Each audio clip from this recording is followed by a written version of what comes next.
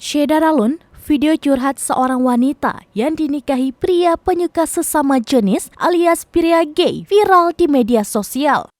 Mengunggah menceritakan ia dan orang tuanya bahagia saat dinikahi oleh pria itu. Namun setelah menikah, sifat suaminya berubah. Wanita itu mengaku tidak pernah disentuh sama sekali oleh sang suami. Hingga akhirnya wanita itu menemukan chat mesra di akun Instagram milik suaminya. Bukan dengan wanita lain, ternyata sang suami bermain dengan sesama pria. Dalam chat tersebut diketahui jika suami wanita itu mengungkapkan rasa sayang dan cintanya pada laki-laki lain. Wanita itu kemudian menceritakan masalah ini kepada orang tua suaminya yang mengakibatkan suami marah dan pergi dari rumah.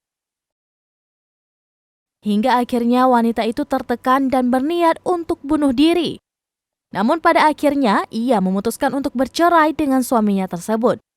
Keduanya resmi dinyatakan bukan suami istri lagi per 4 Juli 2022 oleh Pengadilan Agama Pekanbaru, padahal keduanya baru menikah pada 2 Oktober 2021 lalu.